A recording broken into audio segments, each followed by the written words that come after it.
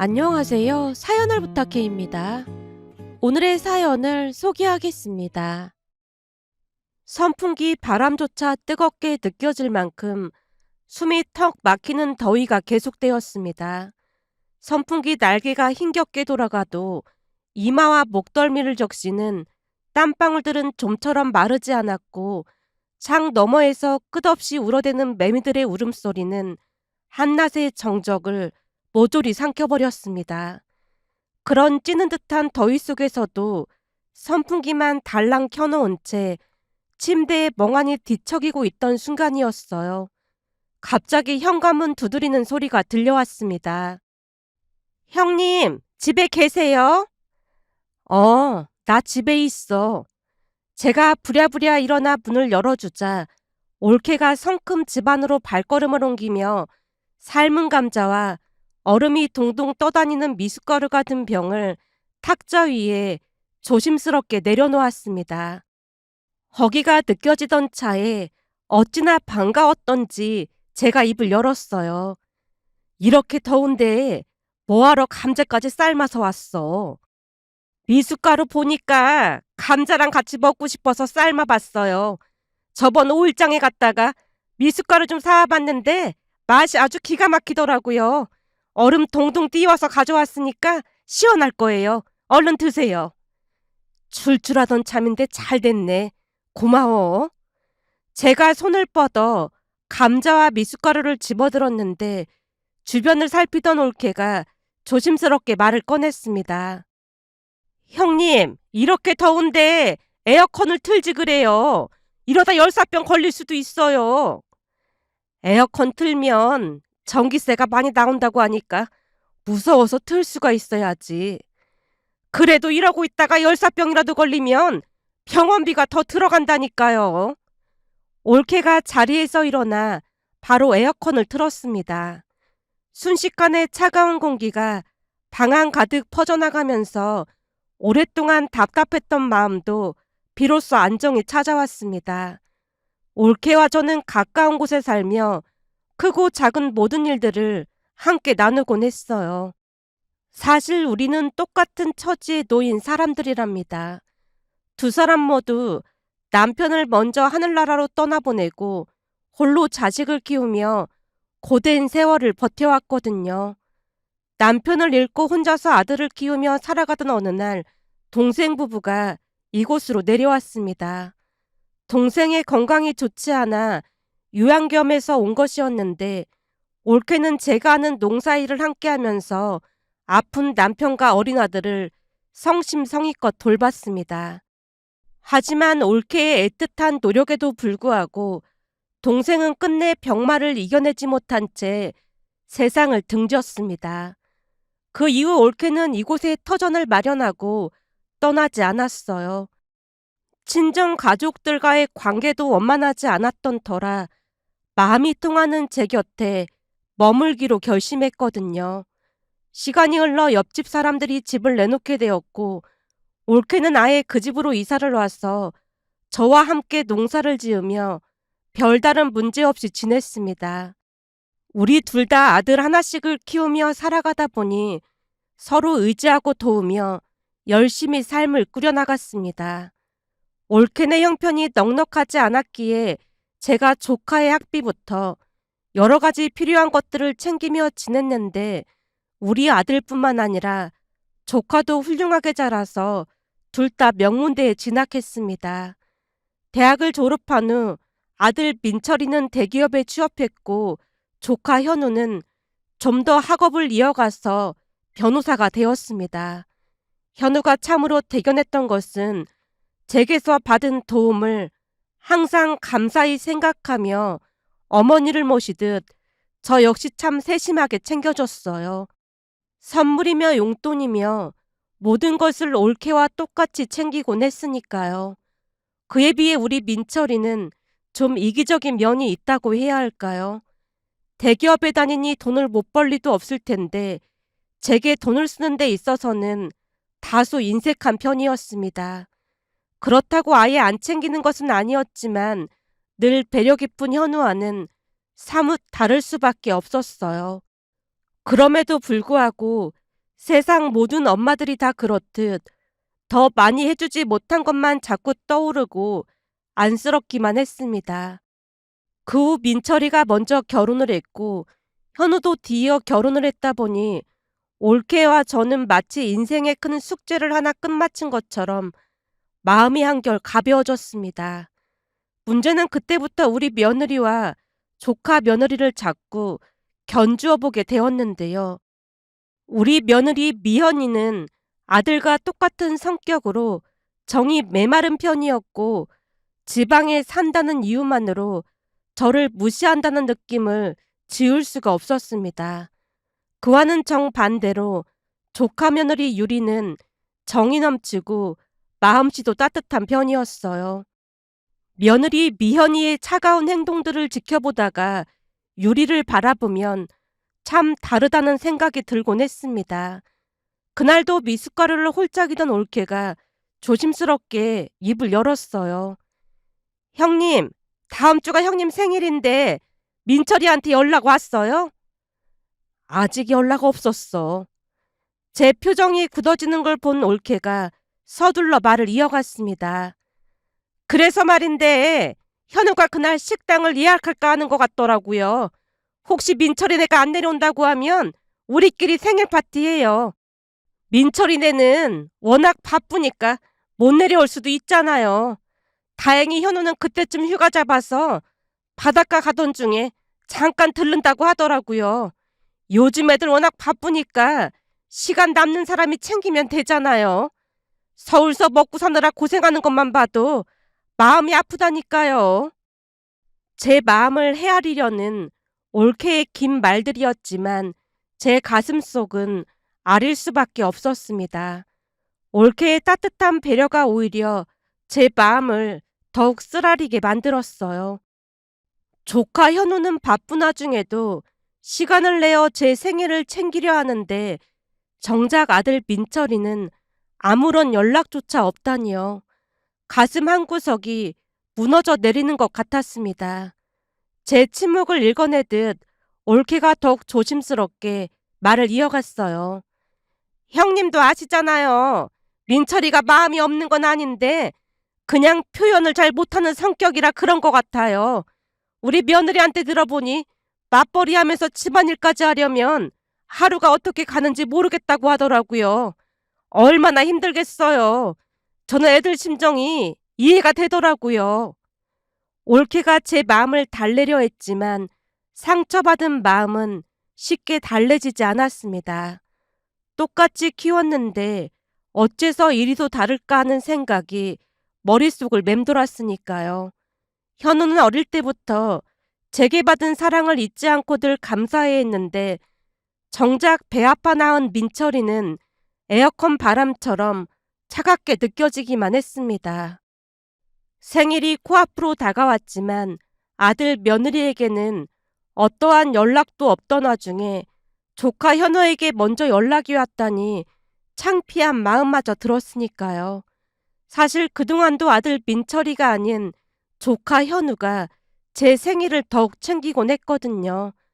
마치 그게 당연한 일이라는 듯 현우는 아무렇지도 않게 제 생일을 기억했지만 그에 비해 민철이는 결혼 후에는 바쁘다는 핑계로 돈만 딸랑 보내오는 경우가 많았습니다. 물론 아들 며느리에게 뭔가 특별한 것을 바랐던 것은 아니었어요. 단지 생일날 얼굴 마주보고 밥 한 끼 같이 먹는 게 바람이라면 바람이었으니까요. 형님, 아니면 우리 둘이 좋은 데 가서 바람이나 쐬고 올래요? 좋은 데라니? 요즘 젊은 사람들은 호캉스 같은 것도 많이 간다잖아요. 우리 둘이 호캉스 가서 호텔 음식도 먹어보고 오랜만에 사치 좀 부려보자 그 말이죠. 형님 생일 선물로 제가 대접할 테니까 그렇게 해요. 자식들 다 키웠는데 이제는 우리끼리 재미있게 살면 그만이잖아요. 이제는 먹고 살만한데 굳이 자식들한테 기댈 이유가 뭐가 있겠어요? 제가 운전도 할 수 있으니까 우리 둘이 휴가 다녀옵시다. 올케의 말에 많은 생각이 스쳐 지나갔는데요. 머리로는 아들 며느리를 기다리지 않겠다고 다짐하곤 했지만 이상하게도 마음은 혹시나 애들이 내려오지 않을까 기다려지곤 했거든요. 하지만 아들 며느리 둘만 잘 살면 그만이지 하는 마음으로 고개를 끄덕였어요. 그럼 그럴까? 우리 둘이 여행 다녀올까? 잘 생각하셨어요. 우리 둘이 마음이 안 맞는 것도 아니고 둘이 여행 가면 엄청 재밌을 것 같아요. 제가 호텔이랑 미리 예약해 놓을게요. 간 김에 그 샴페인인가 하는 그것도 마시고 둘이 실컷 즐기다 오자고요. 올케 눈이 반짝이고 있었습니다. 올케는 배려심이 참 많은 편으로 남들처럼 제 앞에서 아들 며느리 자랑을 하며 속을 긁어놓지 않고 늘 제 마음을 헤아리려 노력했어요. 제가 고마움 가득한 목소리로 입을 뗐습니다. 올케, 정말 고마워. 올케 없었으면 참 외로웠을 것 같아. 그동안 형님이 우리 모자를 그렇게 챙겨주셨는데 당연한 거 아니겠어요? 저는 친정 식구들보다 형님이 더 가족 같은 걸요. 전에 현우 아빠가 병원에 있을 때 수술비에 병원비에 정말이지 말이 아니었잖아요. 그때 형님이 수술비랑 병원비 다 도와주신 것뿐만 아니라 현우까지 챙겨주셔서 얼마나 고마웠는지 몰라요. 현우가 그러던데 언젠가 외갓집에서 같이 밥을 먹는데 외사촌들하고 그렇게 비교를 당했던 모양이에요. 삼겹살이 얼마나 한다고 삼겹살 구울 때마다 우리 현우한테는 비계 가득한 고기만 주고 외사촌들한테는 맛있는 부위만 줬다네요. 어느 날은 생선이 나왔던 모양인데 외할머니가 몸통은 외사촌한테 주더니 현우한테는 생선 대가리를 올려주면서 어두육미라고 하면서 원래 생선은 대가리가 가장 맛있으니까 넌 대가리 먹어라 그랬다는 거예요. 그 말 듣는데 억장이 무너지더라니까요. 올케의 목소리가 떨리기 시작했습니다. 그동안 쌓아두었던 서러움이 한꺼번에 터져나오는 듯 했어요. 친정에서 당한 서러움을 그제야 털어놓는 올케를 보며 제 마음도 아려왔습니다. 혈옥이라는 이름으로 가해지는 차별이 현우의 마음에 얼마나 큰 상처를 남겼을지 짐작이 되었거든요. 그때 현우가 겨우 초등학교 다닐 때였는데 어쩜 그럴 수가 있겠어요. 그것뿐만이 아니었어요. 현우가 책을 참 좋아했잖아요. 외갓집에서 책을 읽고 있으면 돈 없으니까 책 읽을 생각하지 말고 넌 커서 일찍 취업이나 할 생각하라는 말까지 했던 모양이에요. 저는 그걸 한참 후에 알았잖아요. 근데 여기로 이사 오고 난 뒤에는 형님이 가시까지 일일이 다 발라서 현우 접시 위에 갈치를 올려주셨다면서요. 민철이랑 똑같이 대해주셔서 어린 현우가 참 고마웠던 모양이에요. 고모한테 항상 감사하다는 말을 입에 달고 산다니까요. 조카인데 당연한 거지.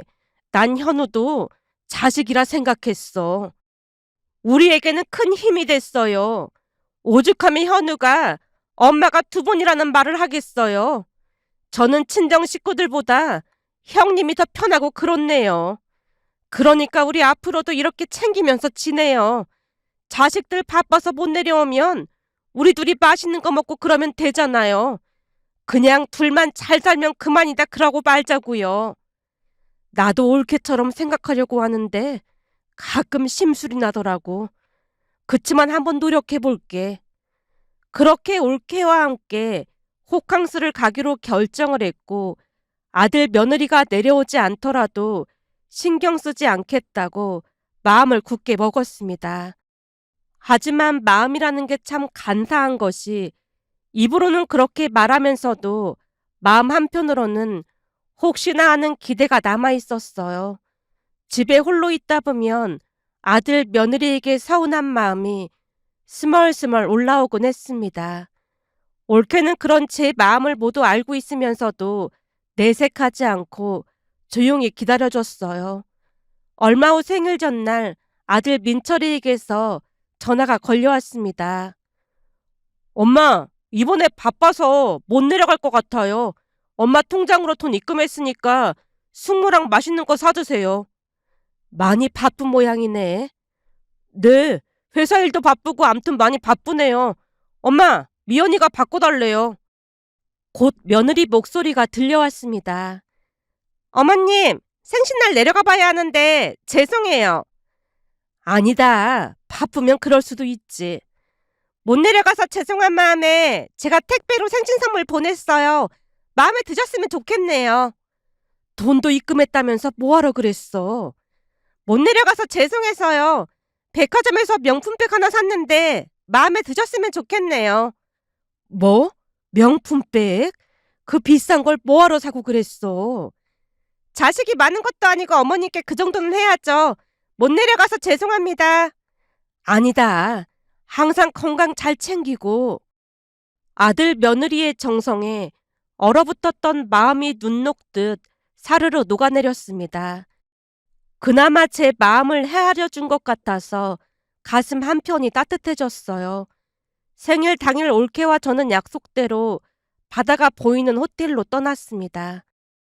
올케가 운전대를 잡고 저는 조수석에 앉아 창밖 풍경을 바라봤는데 오랜만에 느끼는 자유로움이었어요. 형님, 기분 어때요? 오늘은 완전히 우리만의 시간이에요.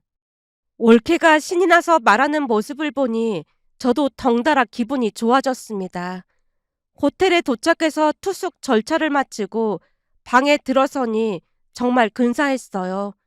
넓은 창문 너머로 푸른 바다가 시원하게 펼쳐져 있었고 하얀 파도가 끝없이 밀려오고 있었거든요. 이거 완전 영화에서나 보던 곳이네. 저도 모르게 감탄사가 터져나왔습니다. 올케가 미리 준비해온 샴페인을 꺼내들며 환하게 웃었어요. 형님 생일이니까 오늘은 진짜 제대로 즐겨봐요. 그렇게 우리는 샴페인 잔을 부딪히며 생일을 축하했습니다. 거품이 톡톡 튀는 샴페인 맛이 어찌나 달콤하던지 마치 젊은 시절로 돌아간 것 같았어요.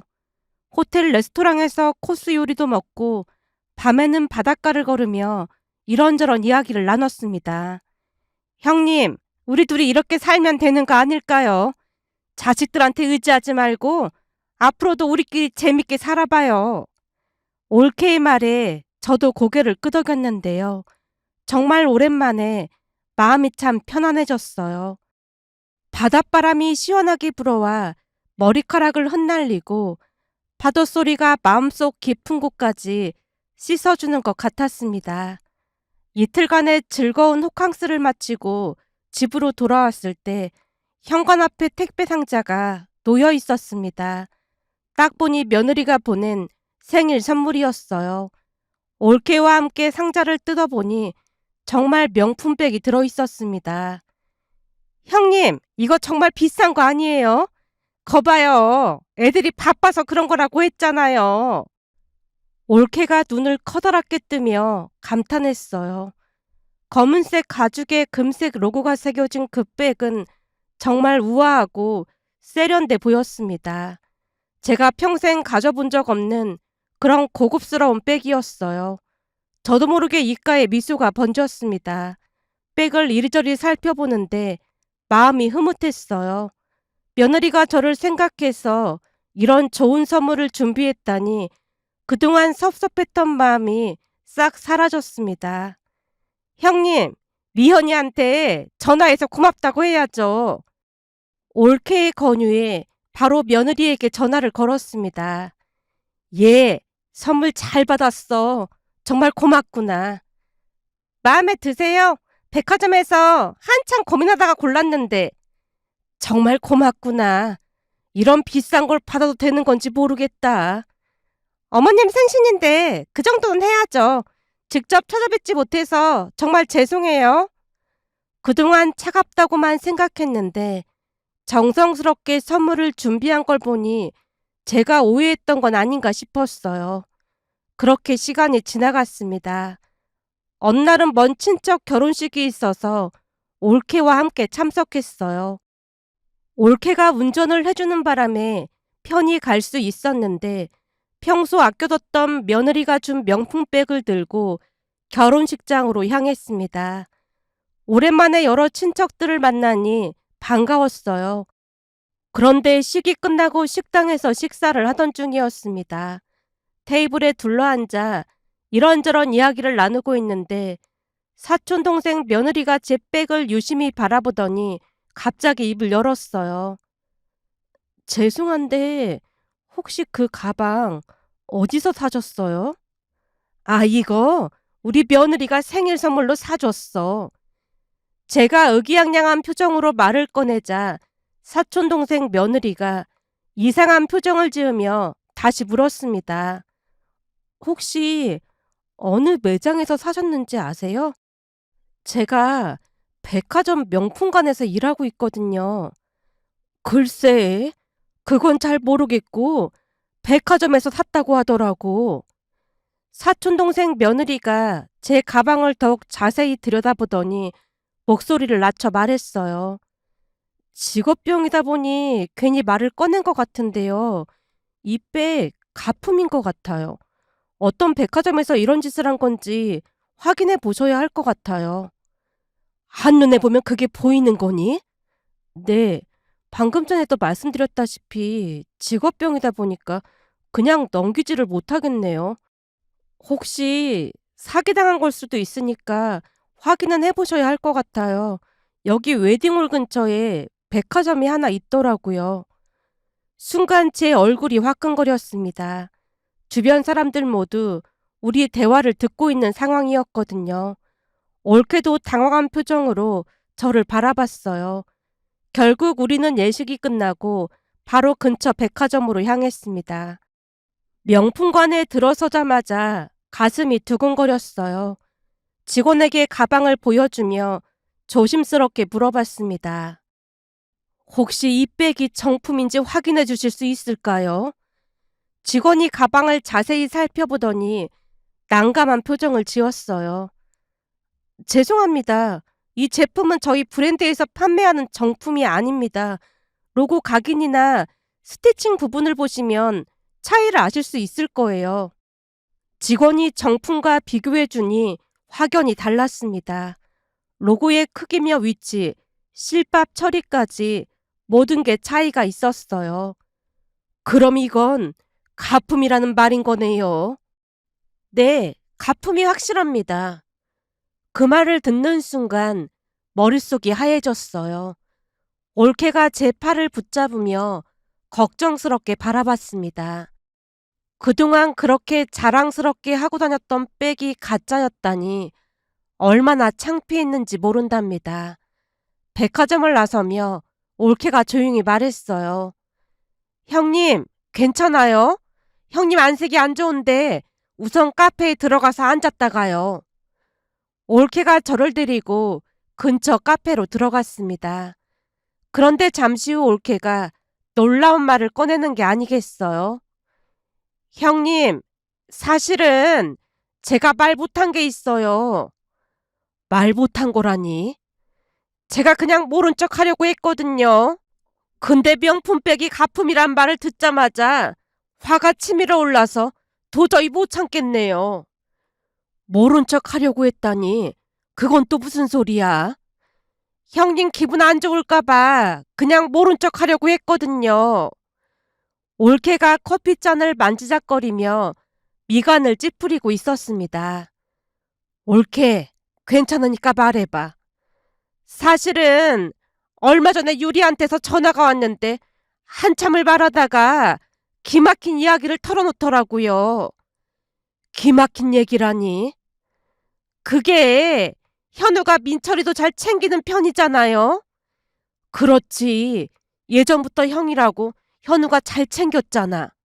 그러다 보니 전에 미연이 생일도 챙겨줄 겸 넷이 같이 만난 모양이에요. 근데 그날 미연이가 잘 아는 바에 가고 싶다고 해서 거기 가서 위스키랑을 많이 마신 모양인데 술에 취한 미연이가 유리한테 기막힌 말을 했다네요. 올케가 긴 한숨을 내쉬며 말을 멈췄습니다. 대체 무슨 말을 했길래 그래? 유리 말로는 술에 취해서 미연이가 말하기를 형님 돌아가시면 그 돈이 전부 자기네 거가 된다고 하면서 알랑방귀나 끼면서 돈을 뜯어낼 생각이라고 했다네요. 이래서 시댁이 시골이라고 해도 돈이 있어야 한다는 말까지 한 모양이에요. 만약 시댁에 돈이 없으면 절대 결혼 안 했을 거라고 하면서 말이죠. 거기다가 형님 생일날 바빠서 못 내려오는 게 아니라 친정 부모님 모시고 여행 가느라 못 내려가는 거라는 말까지 하더랍니다. 시어머니가 시골 살다 보니 조그만한 거 하나만 해줘도 아주 감지덕지 한다고 하면서 말이죠. 그때 충격받아서 두 번 다시 안 만났다고 하더라고요. 그럼 바로 말을 했어야지. 제가 원망 가득한 눈빛으로 올케를 바라보자 올케가 다시 한숨을 내쉬었습니다. 좋은 일도 아닌데 말 꺼내기 어렵더라고요. 모르는 게 약이라는 말도 있잖아요. 제가 이런 얘기를 꺼낸 이유는 앞으로 형님 인생을 살았으면 해서예요. 그만큼 키웠으면 형님 할 도리는 다 한 거잖아요. 그러니까 이제는 형님도 형님 인생 살아요. 저도 앞으로는 제 인생 살아갈 생각이거든요. 그러니까 자식한테 재산 남겨주느라 아까워서 에어컨도 못 틀고 그러지 말라는 말이에요. 형님, 우리 그렇게 살지 맙시다. 순간 올케 눈가가 촉촉히 물들어 있었습니다. 저는 한동안 아무 말도 할 수 없었어요. 머릿속이 하얘지면서 가슴 한편이 무너져 내리는 것 같았거든요. 그동안 며느리가 보여준 모든 것이 가식이었다니 그토록 고마워했던 제 마음이 얼마나 우스웠을까 생각하며 가슴이 서늘하다 못해 자식이라고 해도 정이 뚝 떨어졌어요. 그날 이후 저는 아들 며느리에게 어떠한 기대도 하지 않았고 정을 때려 많은 노력을 했습니다. 그리고 마음속으로 절대 아들 며느리에게 재산을 남기지 말아야겠다는 다짐 또한 하게 되었어요. 그게 오히려 독이 되었다는 생각이 들었으니까요. 하지만 그런 제 마음을 아는지 모르는지 아들 며느리에게서는 한동안 연락이 오지 않았습니다. 남편 제사와 명절에 전화를 해왔지만 제가 받지 않았는데요. 한두 번 전화를 해왔을 뿐 더 이상 연락이 오지 않았어요. 그렇게 시간이 얼마나 지났을까요? 어느 날은 현우와 유리가 선물을 잔뜩 사들고 내려왔어요. 참 고마웠던 것이 올케와 제 선물을 똑같이 사서 들고 온 게 아니겠어요? 두 분 같이 다니시면 자매라는 소리 많이 듣잖아요. 그래서 점퍼도 똑같은 걸로 사왔어요. 내 거는 사오지 말라고 해도 그런다.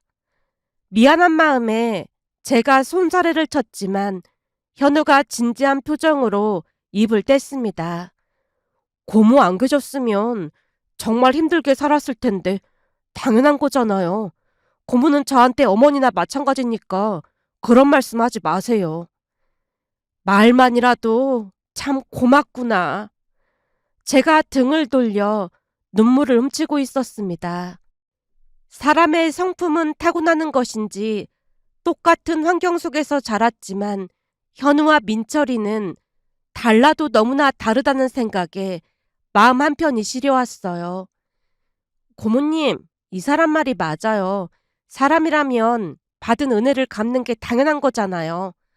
순간 올케가 제 등을 토닥여줬습니다. 그때 현우가 빙그레 웃으며 말을 꺼냈어요. 저희가 식당 예약해놨으니까 저녁은 거기 가서 먹어요. 그냥 집에서 먹어도 되는데 뭐하라 그랬어.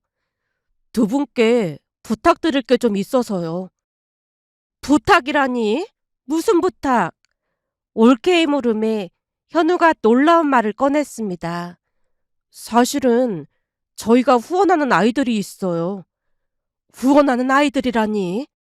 사실 결혼 전부터 보육원에 조금씩 후원하고 있었는데 유리도 같이 돕고 싶다고 해서 함께 후원하고 있어요. 보육원에서 지내는 애들이 일정한 나이가 되면 나와야 한다는 얘기 들어보셨어요? 들어본 적이 있긴 하지. 그 아이들을 후원하고 있어요. 그 아이들 가운데는 공부를 잘해도 대학 가기 어려운 아이들도 있거든요. 그런 아이들을 후원하는 거예요. 당장 지낼 곳이 없을 때는 우리 집에서 데리고 있기도 했고 방을 구해서 함께 살 수 있도록 도와주기도 했고요. 참 좋은 일을 하는구나. 저도 모르게 그 말이 툭 하고 튀어나왔는데요. 현우가 웃으며 저를 바라봤어요.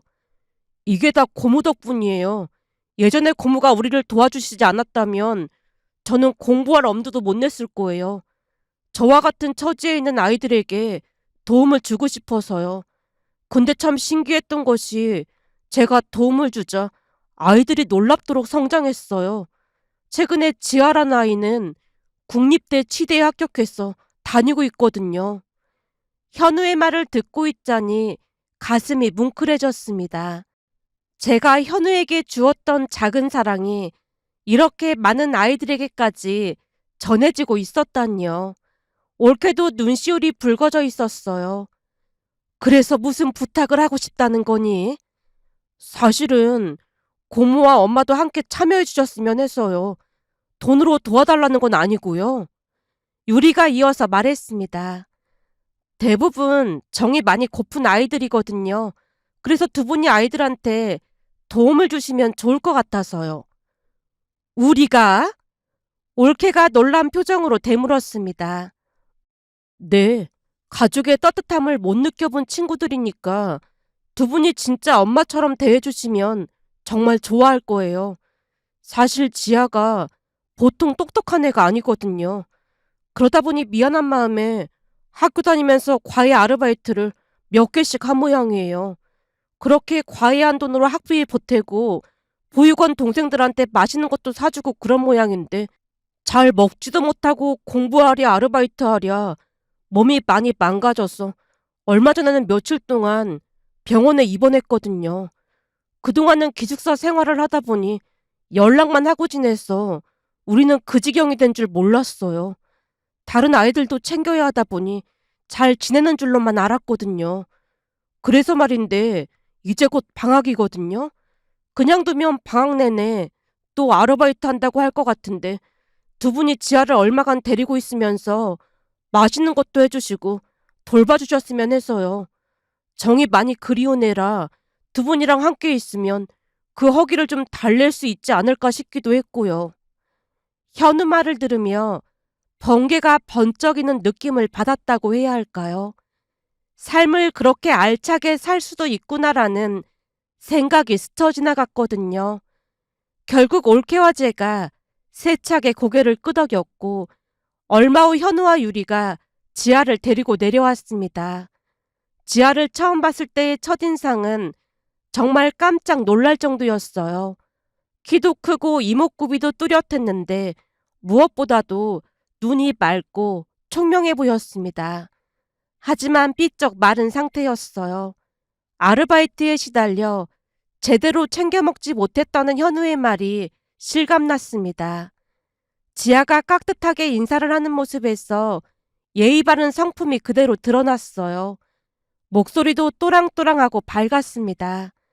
올케도 지아를 보자마자 환한 미소를 지었고 저 역시 마찬가지였습니다. 내려온다는 말에 올케와 함께 진수성찬을 차려놓고 기다렸는데 밥상을 내려다보던 지아가 조용히 입을 뗐습니다. 전에 우리 할머니도 청국장 자주 끓여주셨는데. 청국장 좋아하니? 요즘 애들은 냄새난다고 싫어하던데. 제가 제일 좋아하는 음식이 청국장인걸요? 정말 감사합니다. 그럼 우리가 맨날 맨날 청국장 끓여줄 테니까 마음껏 먹으렴. 그날 이후 지아는 우리를 엄마라고 부르며 잘 지냈어요. 늦둥이 딸이 생긴 것 같아서 하루하루가 얼마나 행복했는지 모른답니다. 눈치가 빠르다 보니 집안일뿐만 아니라 농사일도 도우려 했지만 지아에게 말했어요. 지아야, 정 미안하면 우리한테 네가 읽고 있는 그 책 읽어줄래? 그 책 재미있니? 네, 이 책이 오만과 편견이란 책인데 엄청 재미있어요. 바빠서 책 읽을 시간이 없었거든요. 오랜만에 책 읽어서 너무 좋은 거 있죠. 제가 매일매일 책 읽어드릴게요. 그럼 우리도 지아 덕분에 문학 소설을 읽게 되는 거네. 그렇게 지아가 매일매일 우리에게 책을 읽어줬습니다. 목소리가 어찌나 예쁘던지 시간 가는 줄 모르고 집중한 채 듣곤 했어요. 그러면서 베풀고 사는 삶이 얼마나 행복한 것인지 깨닫게 되었다고 해야 할까요? 시간이 지나면서 지아는 몰라볼 정도로 살이 오르기 시작했고 현우와 유리도 많이 기뻐했습니다. 방학이 끝나고 학교 기숙사로 돌아가던 날 우리 셋은 부둥켜 안고 눈물을 펑펑 쏟기도 했지만 지아가 있는 학교가 집에서 1시간 반 정도면 오는 거리다 보니 종종 들러서 밥도 먹고 책도 읽어주고 갔습니다. 그 후부터 저는 방학 때마다 많은 아이들을 돌보기도 했고 그들을 후원해주며 그동안 느껴본 적 없던 행복감을 느끼며 살게 되었어요. 어느 날은 현우가 내려와서 걱정스레 말을 꺼냈습니다. 고모, 너무 무리하지 않으셔도 돼요. 무리하긴 뭘 무리했다고 그래. 난 요즘 사는 게 너무 행복해. 나같이 많이 못 배운 사람도 이런 뜻깊은 일에 참여할 수 있다는 깨달음을 얻었거든. 며칠 전에는 민수한테 전화가 왔는데 반에서 1등 했다고 자랑하는 거 있지. 우리 민수도 분명히 잘 될 거야. 애가 얼마나 착한지 모르겠더라니까. 고모, 정말 감사해요. 글쎄 고마워할 거 없다니까. 난 말이다. 민철이가 저러는 게 내 업보라는 생각이 들어. 그 업보를 끊어내기 위해서라도 최선을 다해서 잘 살아갈 생각이야. 그 이후에도 저는 아이들을 돌보며 열심히 살았어요. 그러던 어느 날은 무려 몇 년 동안 얼굴도 비추지 않던 아들 며느리가 갑작스레 내려온 게 아니겠어요? 니들이 갑자기 웬일이야? 엄마, 왜 이렇게 전화를 안 받아요? 전화 안 받은 게 어디 하루 이틀이야? 몇 년 동안 신경도 안 쓰더니 왜 내려온 거야? 이제서야 갑자기 엄마가 걱정돼서 내려왔어? 근데 쟤들은 누구예요? 민철이가 놀란 표정으로 집에서 놀고 있던 아이들을 바라봤습니다. 내 자식들이야. 네? 자식들이라니요? 니들은 상관할 거 없고 왜 내려왔는지나 얘기해. 쟤들이 누구냐니까요? 집요하게 묻는 아들에게 상황을 설명하자 옆에 있던 며느리가 길길이 날뛰는 게 아니겠어요? 어머님, 그러니까 생판 모르는 남인 애들을 먹여주고 재워주고 학비까지 내주고 있단 말이에요? 생판 모르는 남이라니. 누가 생판 모르는 남이야. 다 내 자식이구만. 앞으로 말 조심해라. 어머님, 혹시 치매 온 거 아니에요? 너 지금 뭐라고 했니? 뭐 치매? 그게 시어머니한테 할 소리야? 아니, 생판 모르는 남한테 돈을 쓰니까 그런 거죠. 그럴 바에는 우리한테 돈을 주셔야 맞는 거잖아요. 몇 년 동안 코빼기도 안 비추는 니들보다, 그리고 가품을 명품이라고 거짓말해서 주는 니들보다 착한 쟤들이 훨씬 나아. 쟤들은 피 한 방울 안 섞인 애들이고 이 사람은 어머님 핏줄인데 그런 말이 어딨어요. 핏줄 같은 소리하고 자빠졌네. 내가 볼 때 니들은 똥이고 쟤들은 보석이야 보석. 그러니까 말 함부로 하지 마라. 니들하고 할 말 없으니까 그만 올라가 봐. 엄마, 나도 돈 필요한데 돈 좀 주세요. 주식해서 싹 다 날리는 바람에 지금 대출이자가 어마어마하단 말이에요. 지랄하고 자빠졌네. 먹고 죽으려고 해도 니들한테 줄 돈 없으니까 당장 나가. 몇 년 동안 코빼기도 안 비추다가 돈이 필요하니까 이제서야 얼굴을 들이밀어? 그동안 전화해도 엄마가 안 받았잖아요. 됐으니까 그만 가봐. 아들 며느리를 억지로 내쫓아버렸습니다. 그 후에도 몇 번이나 돈을 달라고 연락을 해왔지만 아예 전화번호를 차단해버렸어요. 오로지 돈만 밝히는 아들 며느리에게 정이 뚝 떨어져 버렸거든요. 그 이후에도 찾아와서 악을 써댔지만 들은 척도 하지 않았더니 며느리가 끝까지 기막힌 말을 하는 게 아니겠어요? 어차피 어머님 돌아가시면 그 돈 전부 우리 게 되는 건데 조금만 주시면 안 돼요? 나 죽기 전에 땅이랑 전부 팔아서 기부할 거니까 신경 끄도록 해. 니들 같은 개차반한테 주느니 도움이 필요한 애들한테 기부하는 게 사회를 위해서도 훨씬 나은 방법 아니겠니? 그 말에 아들 며느리가 혼비백산한 채 한 달에 몇 번씩 내려와서 아부를 떨어댔는데 혹시나 재산을 모두 기부할까봐 걱정이 이만저만이 아닌 눈치였어요. 어느 날은 올케가 조용히 물었어요. 형님, 쟤들이 농사일을 돕는다고 하는데 그냥 가라고 해야 하는 거 아니에요? 지들이 알아서 돕는다고 하는데 그냥 냅둬. 앉아서 풀이라도 뽑아주면 좋은 거 아니겠어? 아니, 그동안 코빼기도 안 비추던 애들이 왜 저런 거예요? 내가 앞으로 어떻게 하는지 두고 보면서 재산을 줄지 말지 결정한다고 했거든. 그러니까 마음껏 시켜 먹어야지. 저 인간들 정신 차리려면 한참 멀었어. 근데 저것도 얼마 안 갈 거야. 곧 나가 떨어질 테니까 그냥 두자고. 역시나 아들 며느리는 얼마 하지도 못하고 나가 떨어졌고 연락을 끊은 채 지내고 있습니다. 하지만 이제 제게는 더 많은 자식들이 있다 보니 하루하루가 행복할 뿐이랍니다. 며칠 전에는 병원에 취업한 지아가 선물을 하나를 안고 집에 찾아왔어요.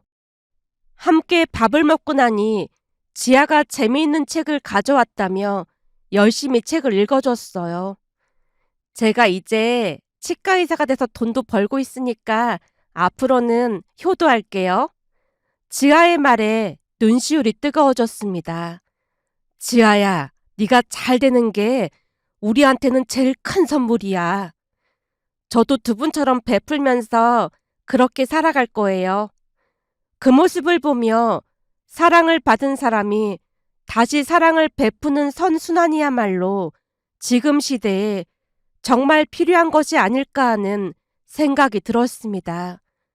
저는 앞으로도 할 수 있는 만큼 주어진 시간 동안 계속해서 사랑을 나누며 살아갈 생각입니다. 그것이야말로 가장 값지고 뜻깊은 일이라 확신하고 있으니까요. 제가 후원한 아이들이 하나둘 사회에 나가서 자신의 몫을 다하는 모습을 보며 행복한 마음이 들어 이렇게 글 남겨봅니다. 오늘의 사연은 여기까지였습니다. 즐겁게 보셨다면 구독, 좋아요 부탁드립니다. 고맙습니다.